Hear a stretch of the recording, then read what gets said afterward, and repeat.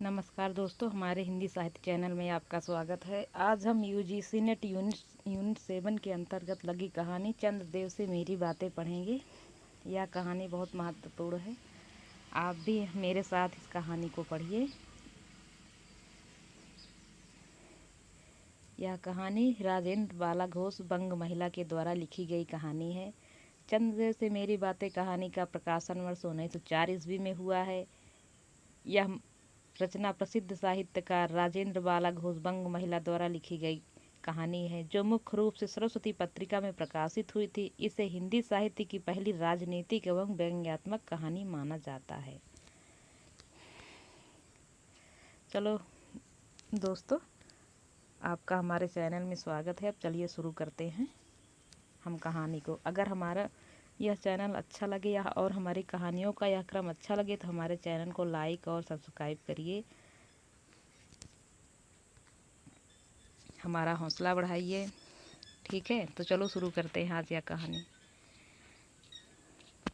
भगवान चंद्रदेव, आपके कमलवत कोमल चरणों में इस दासी का अनेक बार प्रणाम। आज मैं आपको दो बातें कहने की इच्छा रखती हूँ। देखो, सुनी अनसुनी सी मत कर जाना, अपने बड़प्पन की ओर ध्यान देना। अच्छा कहती हूँ, सुनो। तो इस तरह से राजेंद्र बाला घोष जो लेखिका हैं वो भगवान चंद्रदेव से प्रार्थना करती हैं और उनसे अपनी बातें कहती हैं। यह कहानी पत्रात्मक शैली में लिखी गई है।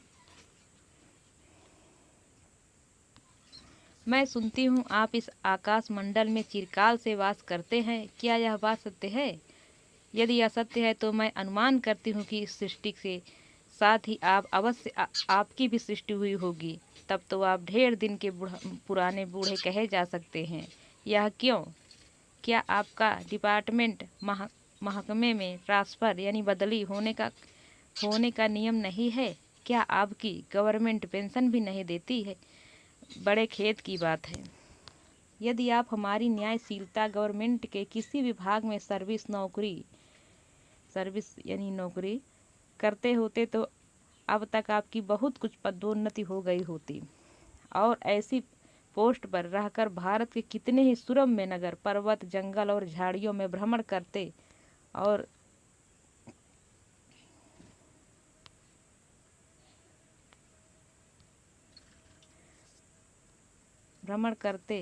इस वृद्ध अवस्था में पेंशन प्राप्त कर काशी ऐसे पुनीत स्थल पर शांति धाम में बैठकर हरिनाम स्मरण करके अपना परलोक बनाते। यह हमारी बड़ी भूल हुई। भगवान चंद्रदेव, क्षमा कीजिए। आप तो अमर हैं, आपको मृत्यु कहाँ, तब परलोक बनाना कैसा? ओहो, देवता भी अपनी जाति के कैसे पक्षपात होते हैं। देखो ना, चंद्रदेव को अमृत देकर उन्होंने अमर कर दिया है। तब यदि मनुष्य होकर हमारे अंग्रेज अपने जाति वालों का पक्षपात करें, आश्चर्य ही क्या है। अच्छा, यदि आपको अंग्रेज जाति की सेवा करना स्वीकार हो तो एक एप्लीकेशन निवेदन पत्र हमारे आधुनिक भारत प्रभु लॉर्ड कर्जन के पास भेज दें। यह कहानी भी लॉर्ड कर्जन के ऊपर व्यंग की गई है। भेज दे में आशा है कि आपको आदरपूर्वक अवश्य आह्वान करेंगे, क्योंकि आप अधम भारतवासियों की भ्रांति कृष्णांग तो हैं ही नहीं, जो आपको अच्छी नौकरी देने में उनकी गौरांग जाति कुपित हो उठेगी। और फिर आप तो एक सुयोग्य, कार्यदक्ष, परिश्रमी, बहुदर्शी, कार्यकुशल और सरल स्वभाव महात्मा हैं। मैं विश्वास करती हूँ कि जब लॉर्ड कर्जन हमारे भारत के अस्थायी भाग्य विधाता बनकर आवेंगे, तब आपको किसी कमीशन का मेंबर नहीं तो किसी मिशन में भर्ती करके वे अवश्य ही भेज देवेंगे, क्योंकि उनको कमीशन और मिशन दोनों ही अत्यंत प्रिय हैं। आपके चंद्रलोक में जो रीति और नीति सृष्टि के आदिकाल से प्रचलित थे, वे ही सब अब भी हैं। पर यहाँ तो इतना परिवर्तन हो गया है कि भूत और वर्तमान में आकाश पाताल का सा अंतर हो गया है। मैं अनुमान करती हूँ कि आपके नेत्रों की ज्योति भी कुछ अवश्य ही मंद पड़ गई होगी, क्योंकि आधुनिक भारत संतान लड़कपन से ही चश्मा धारण करने लगी है। इस कारण आप हमारे दीनहीन क्षीण प्रभ भारत को उतनी दूर से भली भांति न देख सकते होंगे। अतएव आपसे सादर कहती हूँ कि एक बार कृपा करके भारत को देख तो जाइए। यद्यपि इस बात को जानती हूँ कि आपको इतना अवकाश कहाँ पर 8वें दिन नहीं तो महीने में एक दिन अर्थात अमावस्या को तो आपको हॉलीडे यानी छुट्टी अवश्य ही रहती है। यदि आप उस दिन चाहें तो भारत भ्रमण कर सकते हैं। इस भ्रमण में आपको कितने ही न्यूनतम दृश्य देखने को मिलेंगे जिसे सहसा देखकर आपकी बुद्धि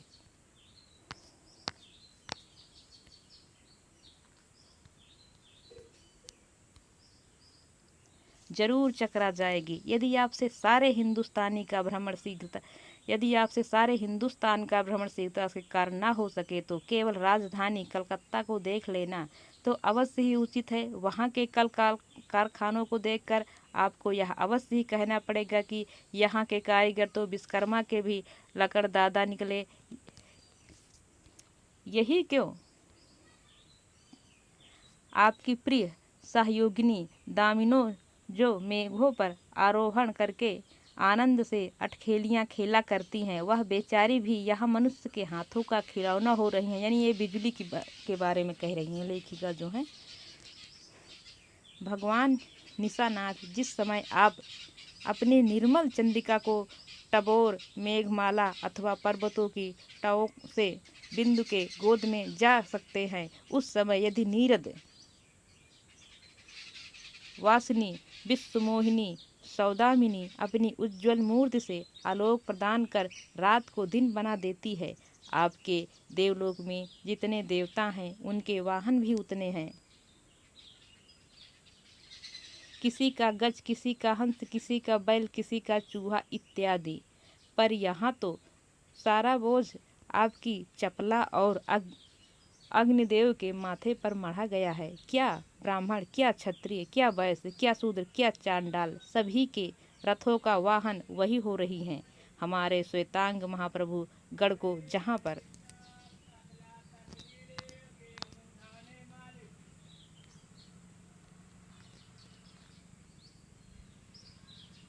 कुछ कठिनाई का सामना पड़ा, झट उन्होंने इलेक्ट्रिसिटी बिजली को टपका, यहाँ पटका होना चाहिए, पटका बस कठिन से कठिन कार्य सहज में संपादन कर लेते हैं।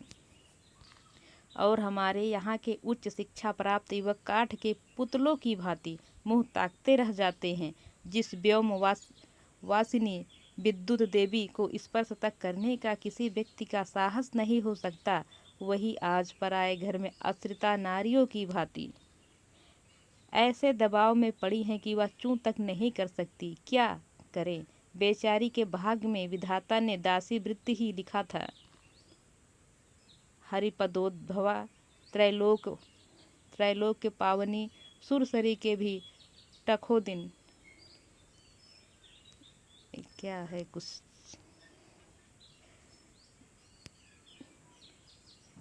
खराब दिन आए हैं, इसका मतलब होता है। वह भी अब स्थान स्थान में बंधनग्रस्त हो रही हैं। उनके वक्षस्थल पर जहाँ तहाँ टमो वृद्धागार खम्भ गाड़ दिए गए हैं। इसमें छपाई में कुछ गलती जरूर हुई है इस कहानी में।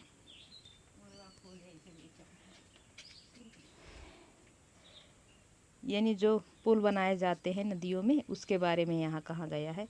कलकत्ता आदि को देखकर आपके देवराज सुरेंद्र भी कहेंगे कि हमारी अमरावती तो इसके आगे निरी फीकी सी जान पड़ती है। वहाँ ईडन गार्डन तो पारिजात परिशोषित नंदन कानन को भी मात दे रहा है। वहाँ के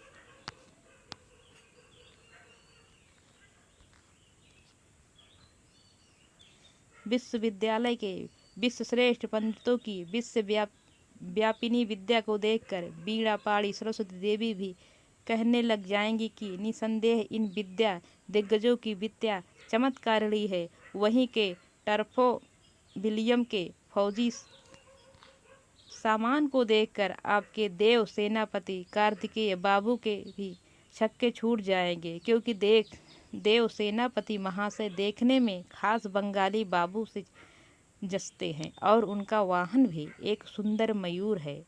बस इससे उनके वीरत्व का भी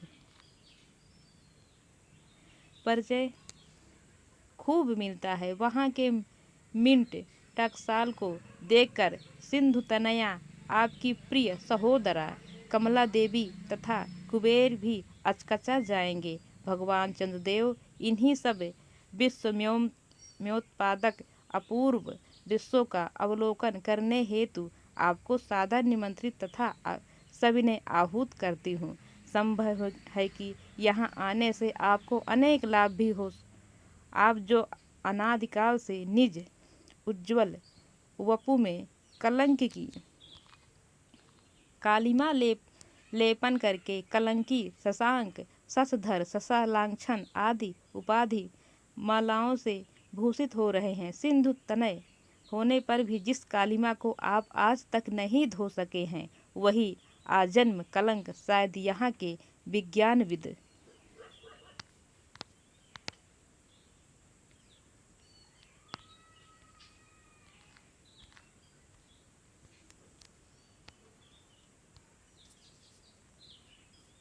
पंडितों की चेष्टा से छूट जाए। जब बम्बई में स्वर्गीय महारानी विक्टोरिया देवी की प्रतिमूर्ति से काला दाग छुड़ाने में प्रोफेसर गज्जर महाशय फलीभूत हुए हैं, तब क्या आपके मुख की कालिमा छुड़ाने में फलीभूत न होंगे?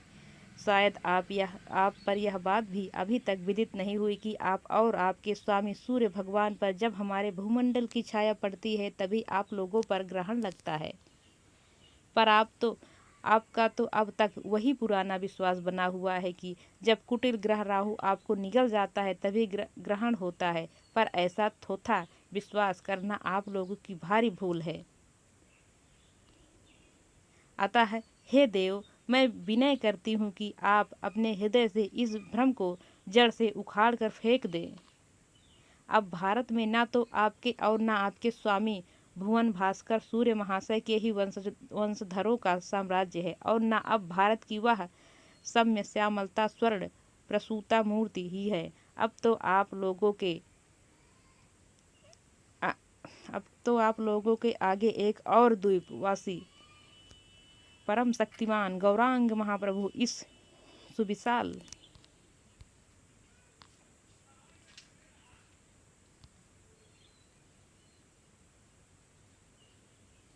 भारतवर्ष का राज्य वैभव भोग रहे हैं। अब तक मैंने जिन बातों का वर्णन आपसे स्थूल रूप में किया, वह सब इन्हीं विद्या विशारद गौरांग प्रभुओं के कृपा कटाक्ष का परिणाम है। यो तो यहाँ प्रतिवर्ष पदवी दान के समय कितने ही राज्य विहीन राजाओं की सृष्टि हुआ करती है, पर आपके वंशधारों में जो 2-4 राजा महाराजा नाम मात्र के हैं, भी वे काठ के पुतले की भांति जैसे उन्हें उनके रक्षक नचाते हैं, वैसे ही वे नाचते हैं।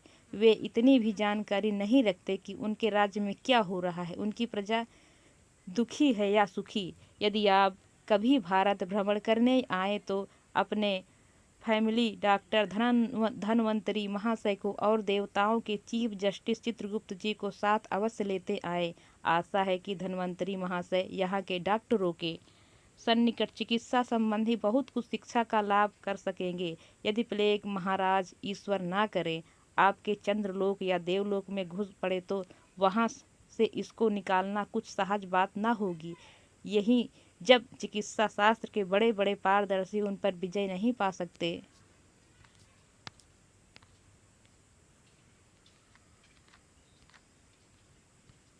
तब वहाँ आपके देवलोक में जड़ी बूटियों के प्रयोग से क्या होगा। यहाँ के इंडियन पीनल कोड की धाराओं को देखकर चित्रगुप्त जी महाराज अपने यहाँ की दंड विधि कानून को बहुत कुछ सुधार सकते हैं, और यदि बोझ ना हो तो यहाँ से वे 2-4 टाइप राइटर्स भी खरीद ले जाएं। जब प्लेग महाराज के अपार अनुग्रह से उनके ऑफिस में कार्य की अधिकता होवे, तब उससे उनकी टाइपराइटिंग बिल्डिंग के राइटर्स के काम में बहुत ही सुविधा और सहायता पहुंचेगी। वे लोग 2 दिन का काम 2 घंटे में कर डालेंगे।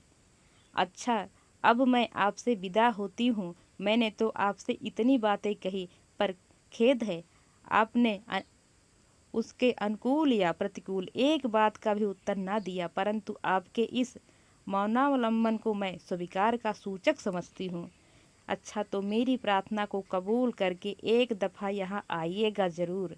इस तरह से जो राजेंद्र बाला घोष लेखिका हैं, उनका यह पत्र समाप्त होता है। यह कहानी चंद्रदेव से मेरी बातें समाप्त होती हैं, जो एक व्यंग्यात्मक शैली में लिखी गई यह कहानी है। तो अगर हमारी यह कहानी अच्छी लगे तो हमारे चैनल को लाइक और सब्सक्राइब करिए।